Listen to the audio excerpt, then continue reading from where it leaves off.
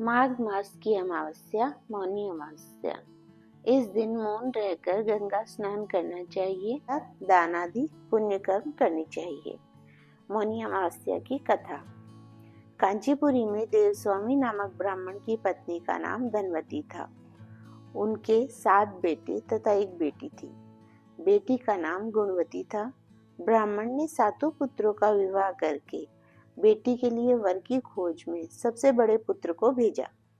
तत्पश्चात किसी पंडित ने पुत्री की जन्म कुंडली देखी और कहा, सप्तपदी होते होते यह कन्या विधवा हो जाएगी। वैधव्य दोष का निवारण कैसे हो? इस प्रश्न के उत्तर में पंडित ने बताया, सोमा का पूजन करने से वैधव्य दूर होगा। सोमा का परिचय देते हुए उसने बताया, वह धोबिन है, उसका निवास स्थान सिंघल द्वीप है। उसे जैसे तैसे प्रसन्न करो तथा गुणवती के विवाह से पूर्व उसे यहाँ बुला लो। देवस्वामी का सबसे छोटा लड़का बहन को अपने साथ लेकर सागर तट पर चला गया। सागर पार करने की चिंता में दोनों भाई बहन एक पेड़ की छाया में बैठ गए। पेड़ की खोल में से गिद्ध के बच्चे इन भाई बहनों के क्रियाकलापों को देखते रहे। सायंकाल के समय उन बच्चों की माँ आई तो उन्होंने भोजन नहीं किया। वे माँ से बोले, नीचे 2 प्राणी सुबह से भूखे प्यासे हैं।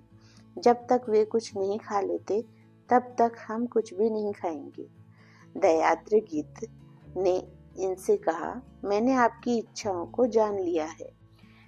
इन वन में जो भी फल फूल कंदमूल मिलेगा मैं ले आती हूँ, आप भोजन कर लीजिए। मैं प्रातःकाल आपको सागर पार कराकर सिंघल द्वीप की सीमा के पास पहुंचा दूंगी। वे दोनों भाई बहन गिद्ध माता की सहायता से सोमा के यहाँ जा पहुंचे। उन्होंने सोमा की सेवा करनी शुरू कर दी। वे नित्य प्रातः उठकर सोमा का घर झाड़ कर लीप देते। एक दिन सोमा ने अपनी बहुओं से पूछा, हमारे घर को कौन बुहारता लीपता पोतता है? सबने कहा, हमारे सिवाय और कौन बाहर से इस काम को करने के लिए आएगा। एक दिन रात को सोमा ने रहस्य जानना चाहा। वह सारी रात जागी और सब कुछ प्रत्यक्ष देखकर जान गई। ब्राह्मण कन्या लड़के द्वारा घर के लीपने की बात जानकर उसे क्लेश हुआ।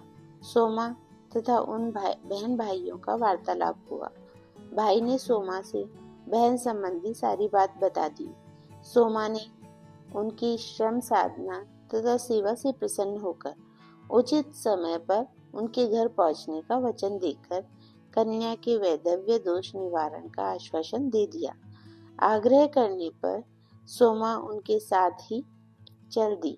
चलते समय सोमा ने बहुओं से कहा, मेरी अनुपस्थिति में यदि किसी का देहांत हो जाए तो उसके शरीर को नष्ट मत करना, मेरा इंतजार करना। क्षण भर में सोमा कांचीपुरी में जा पहुंची।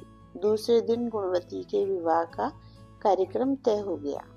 सप्तपदी होते ही उसका पति मर गया। सोमा ने तत्काल अपने संचित पुण्यों का फल गुणवती को प्रदान किया। उसका पति जीवित हो गया। सोमा आशीष देकर अपने घर चली गई। गुणवती को पुण्य फल देने से सोमा के पुत्र जामाता तथा पति की मृत्यु हो गई। सोमा ने पुण्य फल संचित करने के लिए मार्ग में अश्वत्थ वृक्ष की छाया में विष्णु जी का पूजन करके 108 परिक्रमा की। इसके पूर्ण होने पर उसके परिवार के मृतक जन जीवित हो उठे। निष्काम भाव से सेवा का फल मधुर होता है। इस व्रत का यही लक्ष्य है। मौन से तात्पर्य है बिना दिखावे के सेवा करना। जय श्री राधे राधे।